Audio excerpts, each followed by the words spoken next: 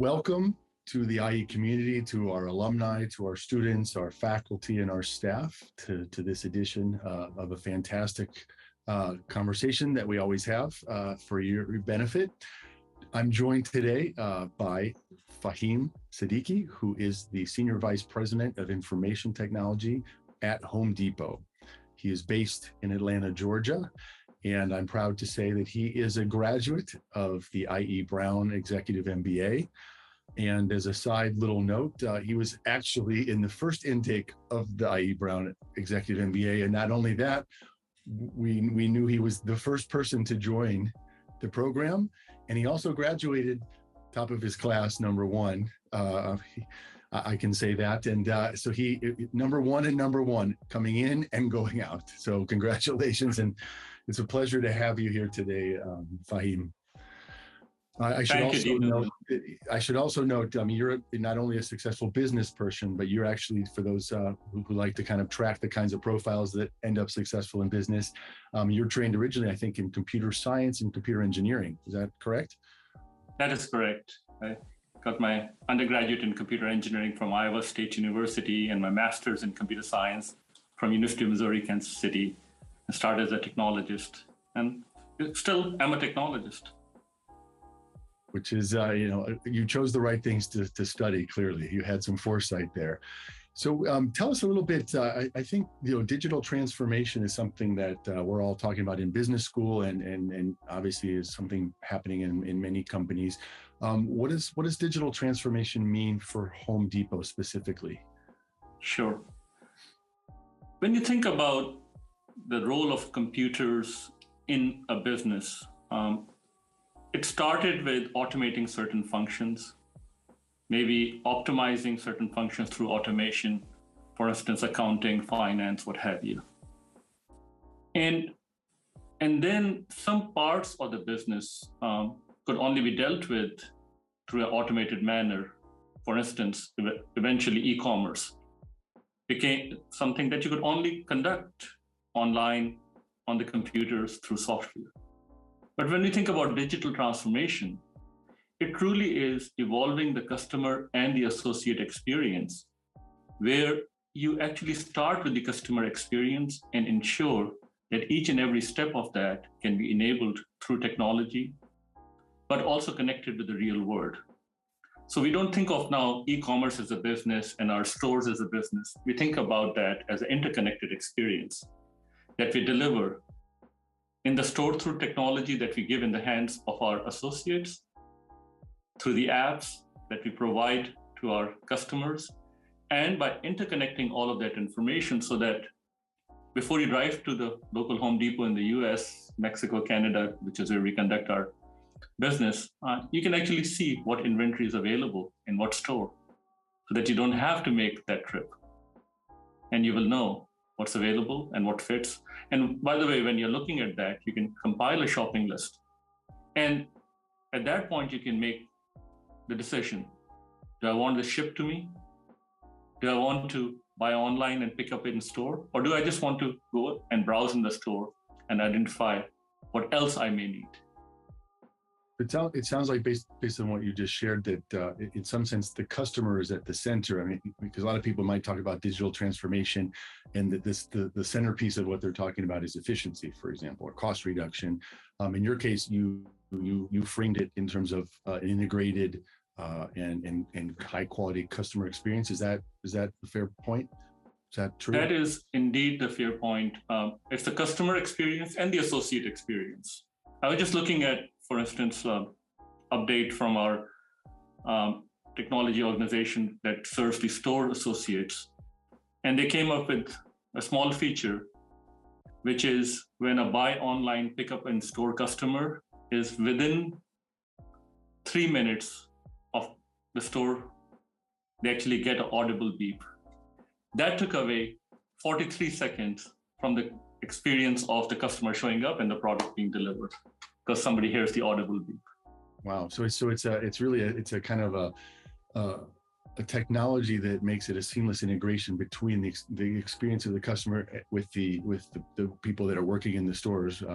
Undoubtedly. Right? And so enabling those people to provide better customer experience and providing also direct customer experience quality via the technology. And a consistent experience. So then if you were to peel back as a technologist, right, I have to share that historically you would have in-store systems, you would have e-commerce systems, and they have their own processing, their own logic for pricing, possibly their own logic for tax, and so on and so forth. To enable this digital transformation, we actually created 13 microservices. And our investment in those microservices is on the upwards of $150 million over 3 years. And that's just labor, people writing code. And now those microservices are utilized by our in-store applications, by our e-commerce applications, by our supply chain, and any other systems that we have, so that there's only one version of the truth and not multiple versions. And that truly is the digital transformation that we look at. Impressive, 150 million, 13 different integrated systems. So there's this sort of strong technology foundation. On the other side of the coin, I mean, and you mentioned it when you mentioned it's the employees. I mean, digital transformation, there's the tech part, but then there's the people part. And for you in Home Depot, does digital transformation imply certain things in terms of employee transformation, thinking about the way that people work together, and not just with the customer relation, but have you had obstacles to overcome with respect to culture change or to working processes with employees? The Home Depot was founded now 42 years ago. And one of the best gifts that our founders gave us was the values. And Home Depot has a very explicit set of values. And of those values, only one is delivering shareholder value, which is very important. And in business school, we learned that you're there to serve the shareholder, but all other values have something to do with concern with communities or associates or relationships, respect for people, building strong relationships, serving the communities. And when you have that underlying strong foundation, then it's a matter of knowing and understanding and absorbing change, but with empathy. We have more than 500,000 associates now at the Home Depot. And certainly in retail, as you would expect, that there is a constant turnover. But when I do go to my local Home Depot, it's not uncommon that I'll run into an associate who's been there for 30 years, 35 years, 20 years. And these are frontline associates who are serving the customers. And they do this because they are there with a mission and a purpose, not of sales, but serving their communities and the customers. And when you have that underlying principle, a values-based company, then there is trust. And when there's trust, then the journey for change becomes a lot more easier. You use the term values a lot. Would you say that Home Depot is a purpose-driven business? Undoubtedly. It is. The Home Depot is there to serve the communities that we are in. Our associates are not rewarded based on how much they sell. Our associates are there to ensure that really the communities and the customers are served. So Bernie Marcus, one of our co-founders, and would say, if somebody comes in to buy a faucet, first ask them what's wrong with the faucet they have, because you may be able to solve their problem for 25 cents rather than sell them a $50 faucet. And next time they'll probably come back and buy a kitchen from you. So the associates, in some sense, are consultants. They're going to help me get my life in order with my home and all the pieces that are involved in my home. Undoubtedly. Interesting. So moving on to a personal note, if you don't mind, I mean, you were named the Islamic Speaker Bureau's 100 most influential Muslims in Georgia, and I refer to Georgia, the state of the United States, rather than the country, for those out there who might be tuning in from Georgia, the country. And you know, that's obviously a big recognition and big honor, and it's related to some things going on in Georgia as a state, in the Senate resolution. Could you share with us kind of what do you see as some of the pressing issues related to inclusion, and how is Home Depot dealing with that? So Georgia has always been on the front line of civil rights, and in that whole journey, be it Congressman Lewis, be it Martin Luther King, Georgia always stood up for inclusion and always stood up for bringing the discussion forward. I was born in Pakistan, born and a Muslim, and I've been in the US now since 1984. And certainly there are challenges towards the identity of having a Muslim name, having a Muslim faith. And as children grow up in the communities and the next generation and the next generation, and be them coming from the outside or be them children who are born and grew up there, it's important for them to recognize that not everything that is in the media referring to extremism, fundamentalism, is what constitutes the real identity. So in that quest, be it LGBTQ rights, be it the foundation and principle of inclusion related to people of color, be it respect for all religions and faiths. And that's a foundational platform that I've been very much engaged in. So, and in terms of Home Depot, I mean, are there specific initiatives or things that you're able to share with us that might benefit some of our community members that they should be thinking about or could be thinking about in their own companies? Most certainly. One of the initiatives I'm really delighted about has to do with actually providing training, internships, eventually apprenticeships and employment to people who are disadvantaged and don't have any college degrees. So we actually have started multiple programs. In one of them, we actually go and recruit associates across the company. And having 500,000 associates gives us a wide opportunity. And we conduct an actual 16-week boot camp. And at the end of that, these folks generally don't have a college degree, and now we are doing it all remotely, so people all over the US can participate in this. And we provide these 16 weeks of training, and at the end of that, they have a tier 1 support job, and these are jobs we used to offshore before. And now they can start with a salary of about $55,000 plus benefits. And we commit to them that if they do well, in the next 12 to 36 months, we'll provide another 16 weeks of training. And then they can start their journey as a software developer, as a UX designer, or a product manager. Home Depot is quite unique that you don't need a college degree to come work with us.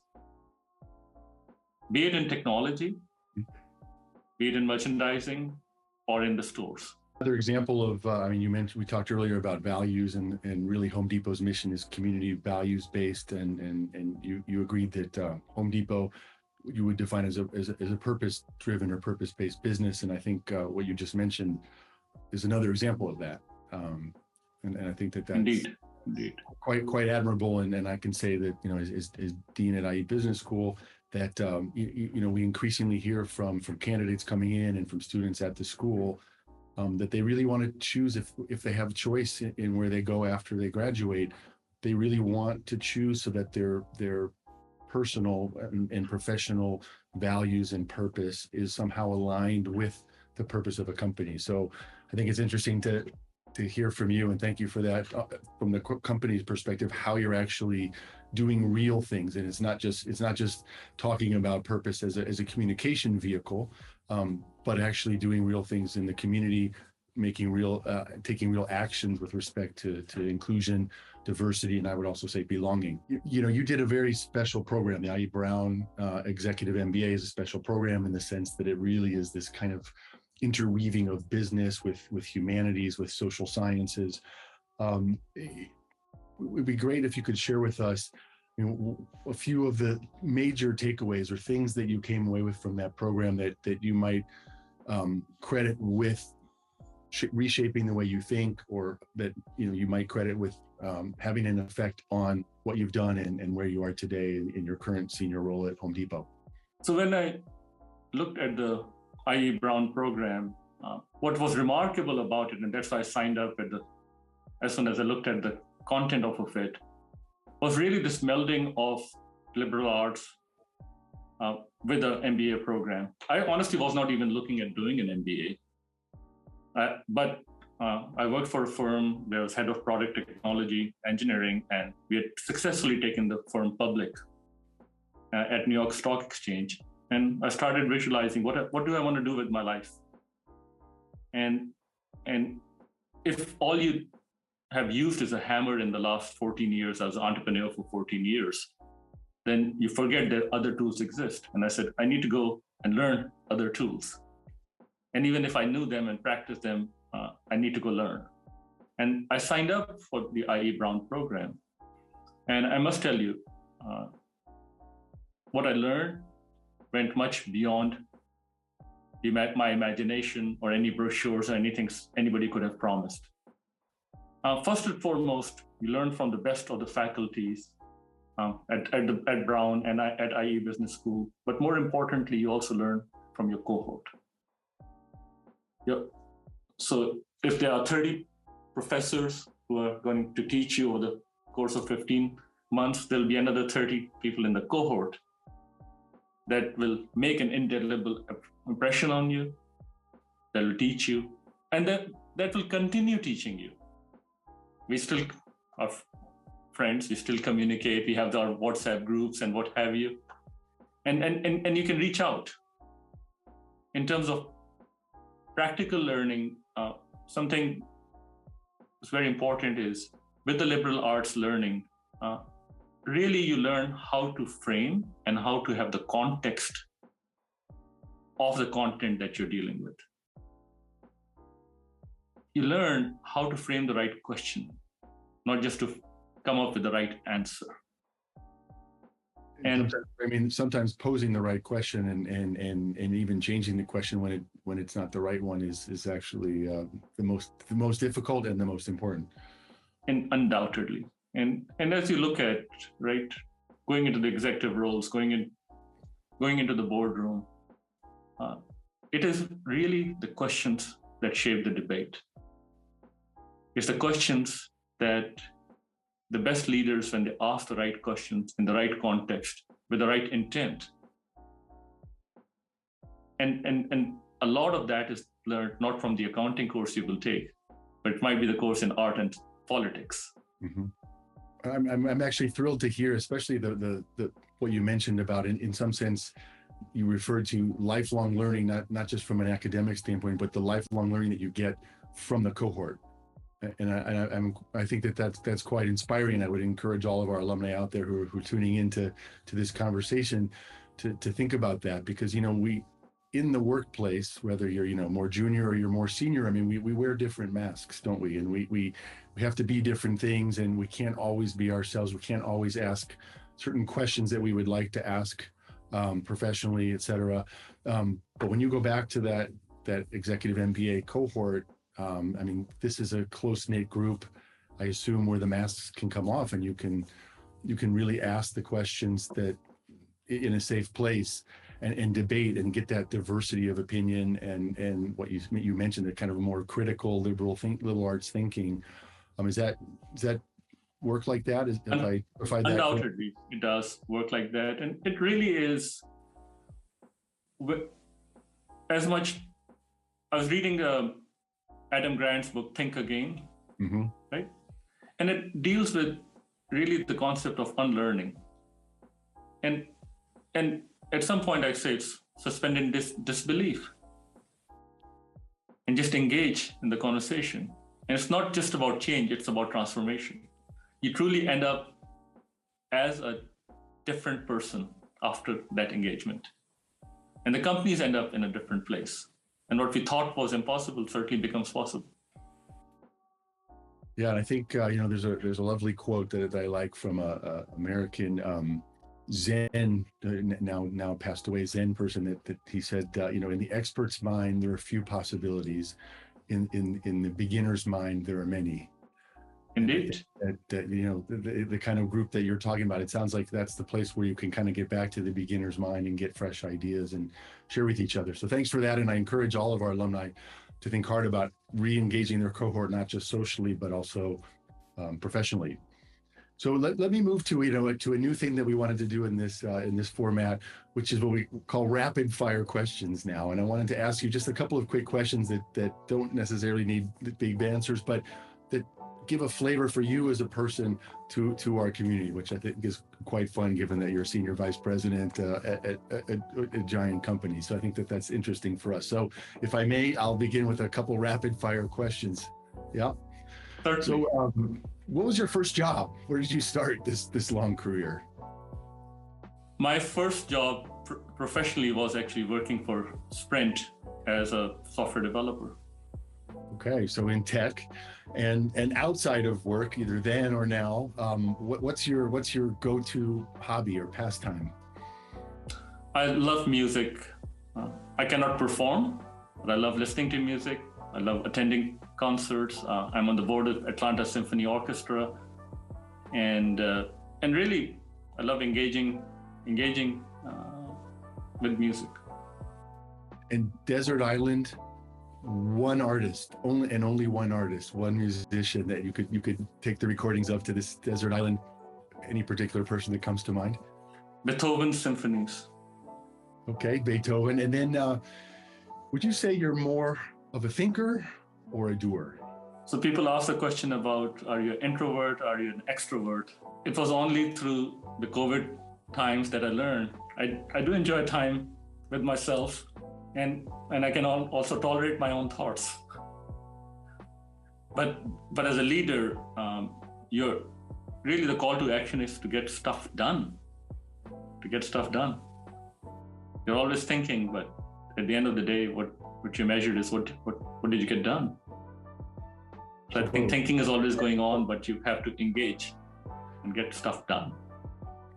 And which is your which season resonates most with you? Summer, winter, Fall. spring, or fall?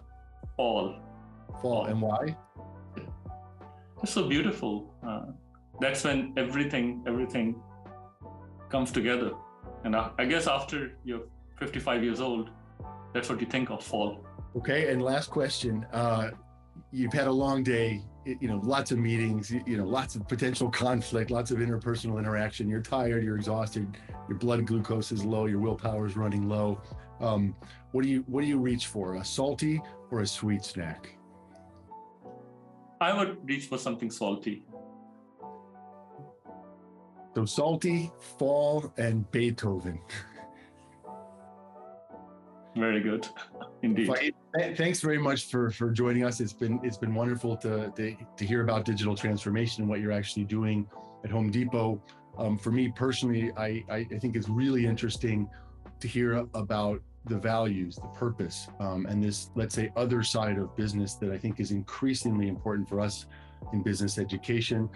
But also, I think in companies, companies are making much more investment in purpose, in values, because it's what they need to attract talent, to retain talent, and perhaps because it's also the right thing to do. So I think it's fantastic, some of the ideas you share with us, the things that are actually real initiatives and actions that are happening in Home Depot. So I hope that our audience, our community will take that to heart, because I think this is the new world of business.